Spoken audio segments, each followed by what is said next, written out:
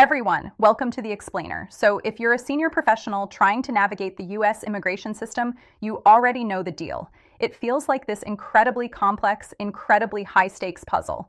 But honestly, here's the good news. It is absolutely a puzzle that can be solved, provided you have the exact right roadmap. So today, we're taking weeks of intensive research and distilling it all down into a single, highly actionable step-by-step strategy. We're talking about the self-petition pathway. Literally getting you from where you're sitting right now to having that green card in your hand and doing it all within a really focused 12 to 24 month window. Let's get into it. Okay, let's start with a number that should instantly grab your attention. 55.2%. That's the full fiscal year 2025 approval rate for the EB-2 National Interest Waiver, or NIW. Honestly, that is a massive, dramatic plunge from the 80% approval rate we were seeing just back in fiscal year 2023. The landscape has fundamentally shifted, guys. The days of just kind of sliding through the system, yeah, those are over. Adjudicators are scrutinizing applications harder than they ever have before. But wait, don't let that drop panic you, because it definitely doesn't mean the door is closed. What it actually reveals is a really stark contrast. The barrier to entry just requires meticulous strategy now, because well-prepared petitions are still securing a highly successful 75 to 85% approval rate. On the flip side, underprepared petitions are facing absolutely devastating 40 to 60% denial rates. So to put it simply, the ultimate difference between securing your future and facing a heartbreaking multi-year delay is preparation. It's all about building a totally bulletproof case. To make sure you land on the winning side of those stats, here's our 6-step roadmap for today. We're going to quickly cover assessing and strategizing, priority date strategy, protecting your legal status, multi-country visa optionality, the evidence building program, and finally, the final filing decision. All right, jumping right in. Step 1, assess and strategize. This is literally the very first critical move you have to make before you even think about submitting a single piece of paperwork. You have to ask yourself the tough question: are you actually ready to file right now? Look, I know it's super tempting to just submit your petition and hope for the best, but a premature denial is incredibly costly. It doesn't just mean a no. It tacks on 12 to 18 months of frustrating delays to your timeline. Plus, it creates this negative decision record that aggressively complicates any future filings you might try to make. Brutal honesty here is for sure your best defense. So how do you actually measure if you're ready? Well, there are 5 specific checks you need to evaluate. First up, independent recognition. Has the field actually cited or recognized your work through peer review or media coverage? Then look at original contribution. Did you create a new methodology or patent purely through your own effort? From there, check your seniority and standing. Are you at the absolute top of your field, and does your compensation actually benchmark highly against public data? Next is national interest alignment, meaning does your work directly address documented government priorities?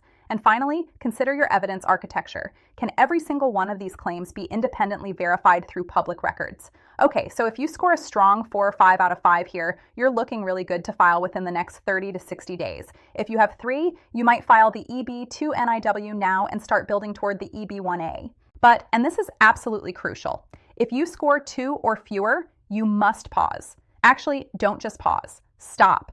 You need to invest 12 to 24 months in a solid evidence building program before you even think about filing. Moving right along, step 2, priority date strategy. For a lot of you, especially professionals born in India or China, understanding this specific step is frankly life-changing. It is the ultimate hack for backlog professionals. So your priority date is basically your place in line, and the earliest filing wins. Now, if you were born in India, filing an EB-2 NIW might mean facing a 14-plus year wait. Wow. But here's the secret. You file the EB-2 NIW as soon as you're eligible, just to lock in that early priority date. Then, while you're waiting, you spend the next 12 to 24 months aggressively building your profile to qualify for the elite EB-1A category. Once your evidence is genuinely top tier, you file the EB-1A and you explicitly port that earlier NIW priority date over. It's a rule known as 8 CFR 204.5E. This maneuver literally collapses a decade-long wait into mere months. Oh, and bonus fact, if your spouse was born in a country with current priority dates, you can actually use cross-chargeability. That means applying using your spouse's birth country to bypass the backlog entirely, slashing a 14-year wait down to an 18 to 22-month process. Crazy, right? Okay, step 3, protect your legal status. So while you're masterminding this priority date strategy over the next 12 to 36 months, we also need to play a little defense. You have rights, and you absolutely need to actively manage them. Once your I-140 is approved, boom, you can immediately file for a 3-year H-1B extension. And get this, there is no limit on those renewals. Also, your spouse can immediately file for their H-4 EAD, but pay super close attention to this next one. Mark your calendar for exactly 180 days after your I-140 is approved. At this 180-day milestone, you gain I-140 immunity. That means even if your employer withdraws the petition or the company completely goes under, they cannot revoke your priority date. You also get a 60-day grace period if your employment suddenly ends, giving you time to find a new employer without accruing unlawful presence. You really need to know these protections inside and out, which brings us to step 4, multi-country visa optionality. All right, time to go back on the offensive. In today's global landscape, putting all your eggs in one single geographic basket is just an unnecessary risk. Applying globally is basically the new rational default for internationally mobile professionals. You can actually open applications in multiple countries simultaneously to establish queue positions, and there's absolutely zero downside. Check this out. In week 1, you can submit an expression of interest for Australia. It's free, and it establishes your position in line. Then in weeks 2 to 4, you can tackle the UK Global Talent Visa. By month 1 or 2, you're filing your US EB-2 NIW with premium processing. And by month 2 or 3, assuming you meet the salary threshold, you submit a Singapore One Pass application. You're literally building this incredible global safety net of top-tier professional visas all at the exact same time. Let's move to step 5, the evidence building program. Now remember that initial assessment we talked about? If you scored a little low, this is the gamified phase where you systematically level up your profile to become completely undeniable. Let's break down the exact sequence you need to construct an adjudicator-ready portfolio.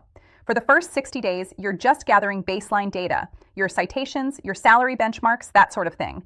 Then, using that baseline in months 2 to 4, you start pitching story angles to major trade press publications. You really want features on your specific professional innovations.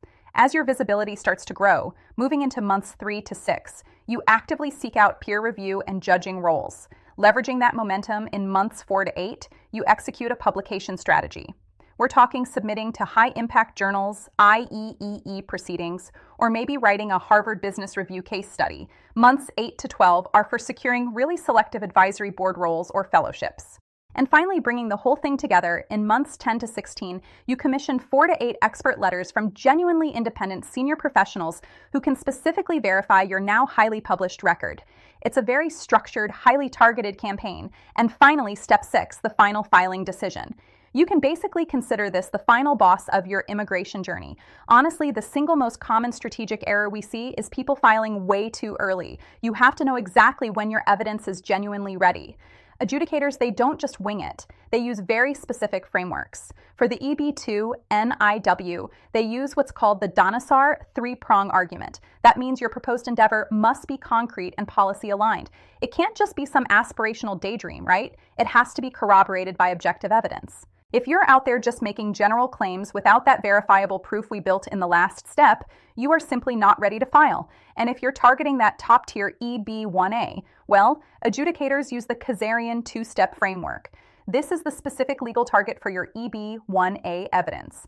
To pass the first step, you need to solidly, undisputedly satisfy at least 3 out of the 10 extraordinary ability criteria, and you have to do it using the specific, verifiable evidence you've gathered. Then your overall record has to survive a final merits determination, proving you are truly at the very top of your field.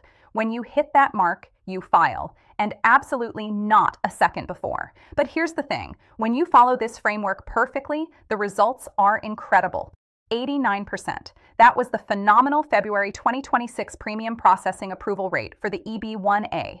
That's huge. But remember, that exceptionally high percentage is strictly reserved for well-prepared petitions.